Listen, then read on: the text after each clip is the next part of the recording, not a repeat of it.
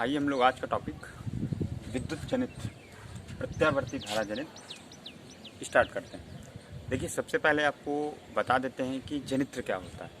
तो जनित्र एक ऐसा यंत्र है, हम लोग ये जानते हैं जनरेटर तो आपने खूब सुना है अच्छे से, तो उसी जनरेटर को ही हिंदी में, शुद्ध हिंदी में हम लोग जो है जनरेटर होता है और उसको शुद्ध हिंदी में जनित्र बोलते हैं। ठीक है, तो जनरेटर या जनित्र में क्या है, ये युक्ति कैसी है? तो वह युक्ति जो यांत्रिक ऊर्जा को विद्युत ऊर्जा में परिवर्तित करती है, क्या कहलाती है? आपकी जनित्र कहलाती है। क्लियर है आपको? विच device that convert mechanical energy into electric energy is called a generator. ठीक है, इसके बाद नेक्स्ट है कि टाइप कितने होते हैं। तो इट इज़ अ 2 टाइप्स, ये 2 प्रकार के होते हैं। नंबर 1 प्रत्यावर्ती धारा जनित, प्रत्यावर्ती धारा जनित यानी अल्टरनेटिंग करंट जनरेटर, इसको शॉर्ट में एसी भी बोल देते हैं, AC generator, alternating current generator. और सेकेंड है आपका डीसी, डायरेक्ट यानी दिष्ट, या हिंदी में बोलेंगे तो दिष्ट धारा जनित या डायरेक्ट करंट जनरेटर यानी डीसी। ठीक है, तो इस तरीके से आपका ये दोनों हो गए। अब उसमें हम लोग फर्स्ट वाले की चर्चा करते हैं। पहले प्रत्यावर्ती धारा जनित्र क्या है? तो देखिए, सबसे पहले आपको इस पर प्रिंसिपल लिखना पड़ेगा। तो जनित्र किस प्रिंसिपल पे वर्क करते हैं? तो हम लोगों ने पीछे पढ़ रखा है चुंबकीय प्रेरण का सिद्धांत। ठीक है, विद्युत चुंबकीय प्रेरण का सिद्धांत। तो जो वर्किंग है, क्या बोलेंगे इसको, कि सॉरी सिद्धांत की जो प्रिंसिपल है, ये हमारा प्रत्यावर्ती धारा जनित alternating current generator works on the principle of electric induction. ठीक है, प्रत्यावर्ती धारा जनित्र किस सिद्धांत पर काम करता है? विद्युत चुंबकीय प्रेरण के नियम पर कार्य करता है। अब वो नियम क्या है वो भी यहाँ लिखना है आपको, ऐसा नहीं कि सिर्फ इतना बोल दिया बस हो गया। जब किसी बंद कुंडली को एक समान चुंबकीय क्षेत्र में रखते हैं तो उससे होकर गुजरने वाली समस्त चुंबकीय बल रेखाएं में जब परिवर्तन होता है तो उसमें एक प्रेरित विद्युत वाहक बल उत्पन्न होता है, जिसके कारण एक प्रेरित धारा उत्पन्न होती है। मैं आपको बता चुका हूँ, फैराडे का फर्स्ट जो पैराग्राफ था फर्स्ट नियम का, वही आपको लिखना है। ठीक है, वही प्रेरण का नियम है। इसी को शॉर्ट में बहुत इजी भी बोल सकते हो 2 सेंटेंस में। किसी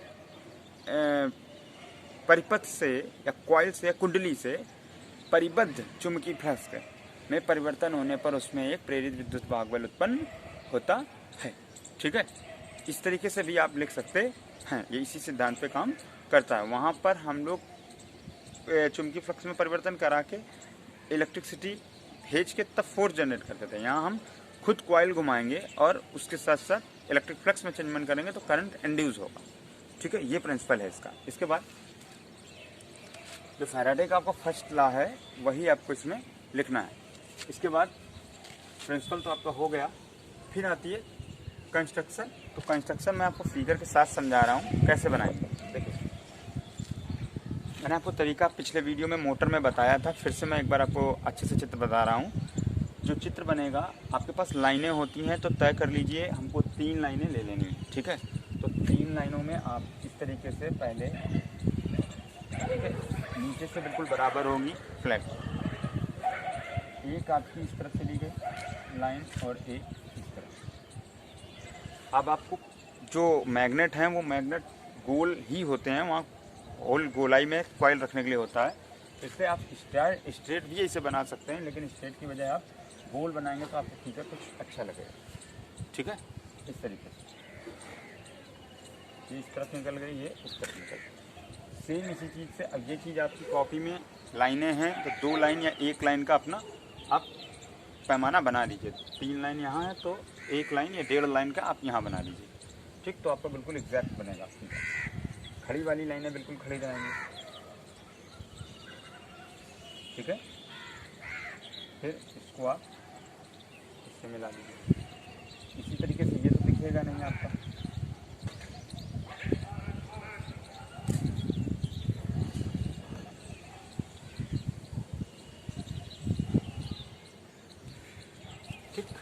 तरीके से अब आपको समझ में 3D में आ रहा होगा कि 2 मैग्नेट इस तरीके से आपके रखे हुए हैं, उनके बीच में अब आपको कॉइल रखनी है। तो कॉइल कैसे रखेंगे, इस तरीके से कॉइल लाए और अंदर तो डॉट डॉट हो जाएगी, वो यहाँ तक आई और ये वाली यहाँ तक।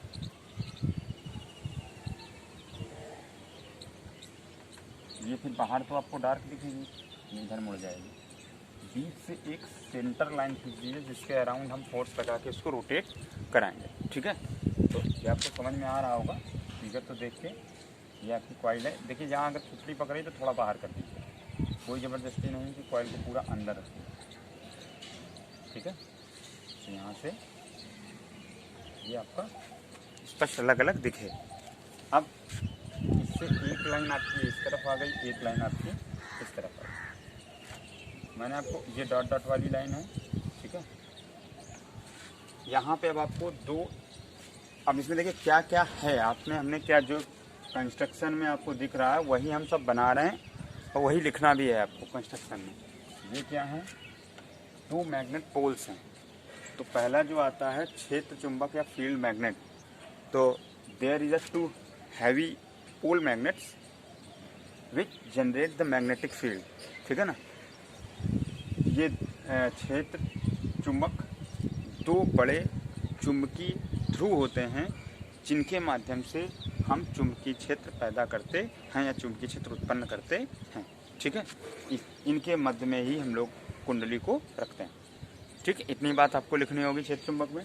फिर उसके बाद आता है आर्मेचर या कुंडली क्या होता है। तो एक हमने कुंडली आर्मेचर ABCD, ठीक है, क्षेत्र चुंबक में रखी। अब बात यह आती है कि कुंडली क्या, हमें यहाँ ये लिखना होगा। तो कुंडली एक युक्ति है जिसे, या एक व्यवस्था है जिसे नर्म लोहा एक लोहे का प्रकार होता है, ठीक है। नर्म लोहे की कोर पर, या क्रोड या कोर इंग्लिश में बोल देते हैं, तांबे के तार को लपेट कर बनाई जाती है। कुछ एक्स्ट्रा नहीं है, अलग नहीं है। सभी ने पंखे की मोटर या कहीं किसी पुर्जे में छोटे में मोटर भरी हुई देखी होगी। तो उस मोटर में जो कॉइल छल्ले छल्ले बने होते हैं, तो वो किस चीज़ पे रखे जाते हैं, तो वो जो है वो आपकी कोर या लोहा, नर्म लोहा। इस तरीके से आप यहाँ क्या लिखेंगे, आर्मेचर या कुंडली को, इसको नर्म लोहे की क्रोड पर तांबे की तार को लपेट कर बनाई जाती है, ठीक है। The armature is made by, या मेक्स कर दीजिए, मेक्स लिखिए यहाँ पर, है ना। The armature makes by the wrapping of copper wire in on soft iron cores, ठीक है ना। तो इसके बाद फिर नेक्स्ट, तो ये आपका हो गया कॉइल क्या है, ये भी आपको पता चल गई। इसके बाद आता है सर्पी बलर। तो अब यहाँ पे आपको क्या लगाने होंगे, 2 आपको रिंग बनाने हैं। तो रिंग बनाने का मैंने आपको तरीका बताया था। पहले आप एक गोल बना लीजिए इस तरीके से, ठीक। अब ये वाला तो दिखेगा नहीं आपको, और ये अंदर वाला तो डॉट डॉट आप दिखा सकते हो, ठीक है, नहीं तो कोई ज़बरदस्ती ना दिखे। फिर इसमें आपको बुश लगाने होंगे। क्या लगाने होंगे, बुश। तो एक थोड़ी बड़ी कर दीजिए, एक आपको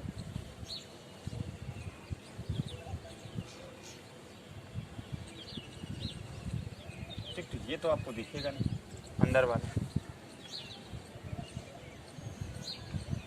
ठीक है। अब इसके बाद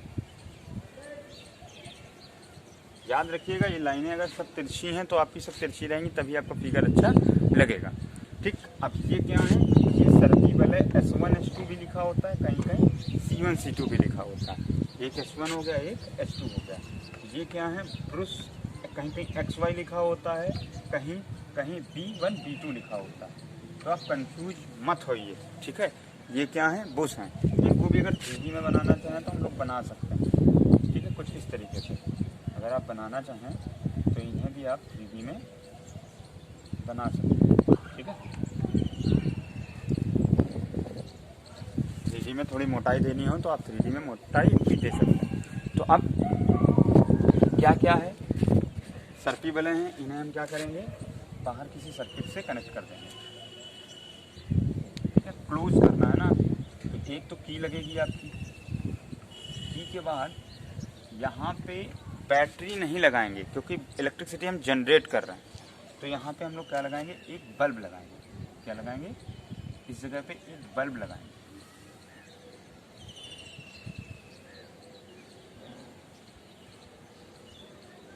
ठीक है, इस तरीके से एक बल्ब लगा देंगे। बल्ब का आप सिंबल बना दीजिए, या ये सिंबल भी नहीं बना सकते हैं तो यही रखिए आप। ठीक है, यहाँ पर कोई डिवाइस ही लगानी होगी आपको। इसके बाद आप आता ब्रुश।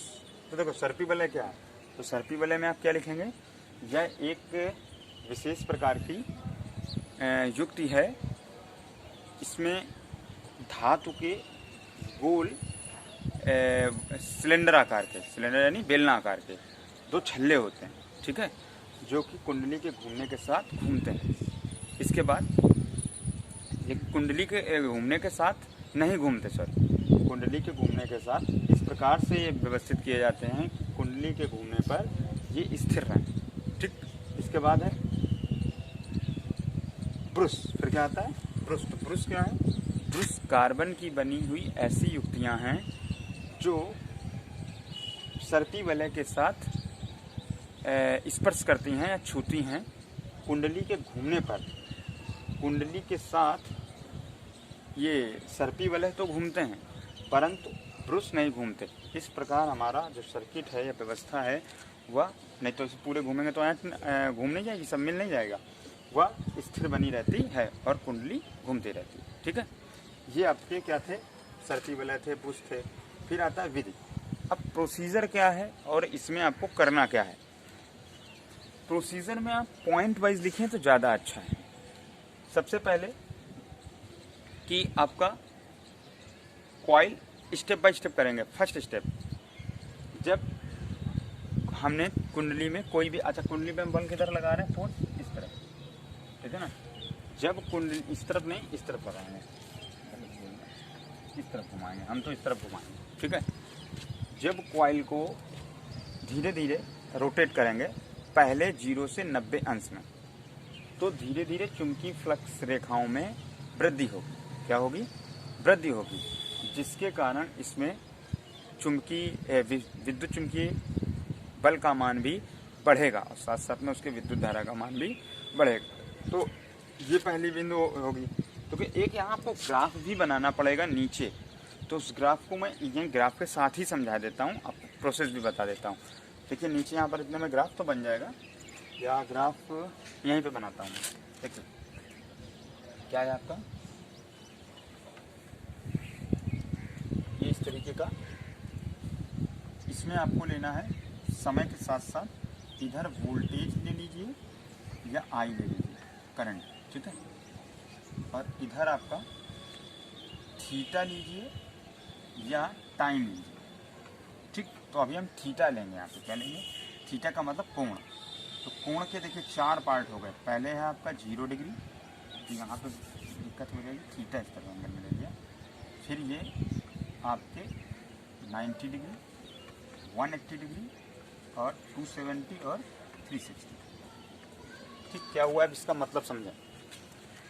सबसे पहले जब विधि प्रोसेस में लिखेंगे तो क्या लिखेंगे, चित्र के अनुसार हम लोग कुंडली को क्षेत्र चुंबक में के मध्य रख लेते हैं और इसे यांत्रिक विधि द्वारा, ठीक है, बल लगाकर घुमाते हैं, जिसके कारण फ्लक्स परिवर्तन निम्न चरणों के आधार पर होता है और इसमें विद्युत वाहक बल इस प्रकार पैदा होता है। नंबर 1, पहली स्टेप, जब कुंडली को 0 अंश से 90 अंश पर घुमाते हैं तो धीरे धीरे चुंबकीय फ्लक्स का मान बढ़ता है और प्रेरित विद्युत वाहक बल का भी मान बढ़ता है तथा प्रेरित धारा का भी मान बढ़ता है। तो आपको पहले धीरे धीरे क्या करना है, 90 तक बढ़ाना है। कोई दिक्कत ग्राफ में। फिर उसके बाद 90 से 180 अंश आने तक, दूसरे पॉइंट में लिखना, 90 से 180 अंश तक आने में धीरे धीरे चुंबकीय फ्लक्स का मान घटता है। जैसे बात अभी मैक्सिमम बल रेखाएं जा रही होंगी और फिर धीरे धीरे डाउन हो रहा है तो कम हो जाएंगी। चुंबकीय बल रेखाओं का मान घटता है, जिसके कारण इसमें विद्युत धारा का मान, प्रेरित विद्युत धारा का मान, प्रेरित विद्युत वाहक बल भी घटता है, जिसके कारण प्रेरित धारा का मान भी घटता है। तो धीरे धीरे ये घट के और शून्य हो जाता है। और क्या होता है, शून्य हो जाता है।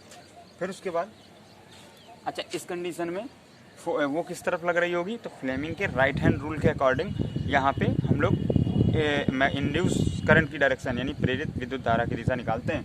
तो मैग्नेटिक फील्ड इस तरफ है और फोर्स ऊपर लगा रहे हैं, तो आपका करंट किधर होगा, इस तरफ होगा, ठीक है, और इसमें इस तरफ होगा। अब इसके बाद नेक्स्ट जब 180 तक हो गए हैं, यानी ये वाली साइड इस तरफ आ गई है, तो इसी साइड में, साइड AB में करंट अब नेक्स्ट, अभी तक तो किस डायरेक्शन में जा रही थी, धीरे धीरे घट रही थी। जब कुंडली 180 पर पहुंच जाती है तो AB सिरा DC के स्थान पर हो जाता है और DC AB के स्थान पर।